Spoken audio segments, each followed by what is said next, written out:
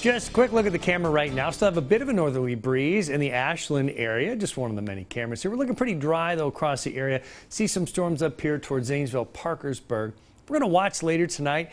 If anything else is going to cook, it's going to cook in this lane up here. It'll be Indianapolis, Dayton, sliding south to Columbus. Same path right here. That's if anything can get cooking. And right now, it's not.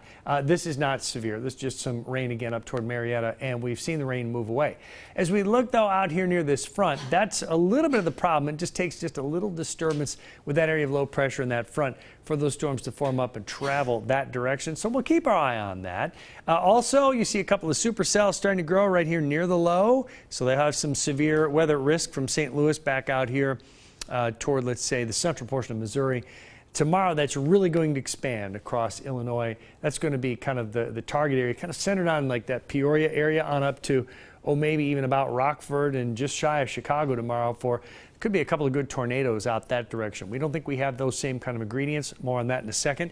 Well, we have 58 in Parkersburg to 78 in Williamson. How about that? A 20-degree spread across the region. It's warm. Severe storms tomorrow out here ahead of that cold front. Here tomorrow, it's just going to be hot.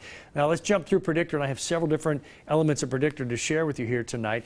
Just a few showers up here to the north around Parkersburg and points north. And then our weather model says 3, 4 in the morning, that one might be an interesting thunderstorm if it can get together. We won't know till closer to about midnight. Some of the models suggest that there'll be a pretty solid looking thunderstorm that comes up here by Athens, Parkersburg, 3, 4 in the morning. Now, we're quiet throughout the daytime tomorrow, and it's just hot. So you have heat, you have humidity.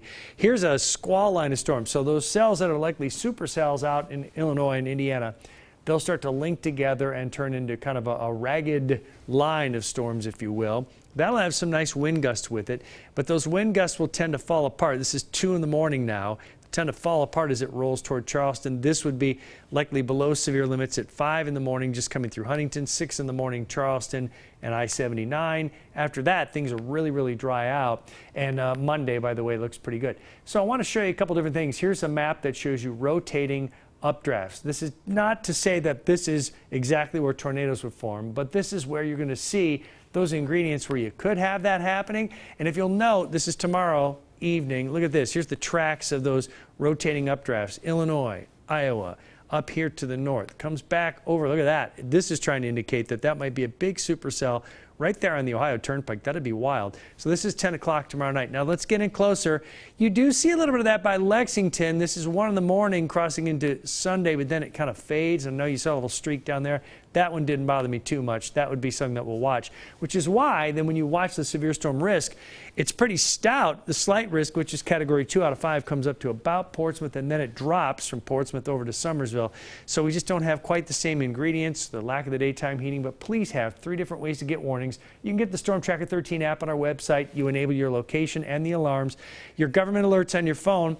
You know, most people they'll mute them, they'll turn them off. Don't do that. Turn them on, because this happens when people are sleeping. And I know a weather radio would be great to have if you can get one. I understand. Times are tough for a lot of people, but just go online and look for those. Those are really handy. They sit quiet, and then trust me, they'll wake you up if there's a warning. 85 for tomorrow. That's incredible. 75 for Sunday with the storms in between. Monday, it's quiet and 63. See some rain coming in from the south late Tuesday, and it keeps us cooler, and we're cooler. Scattered showers and storms Wednesday, and back to normal starting Thursday. It looks like a beautiful weekend, or at least part of it. Nice temperatures.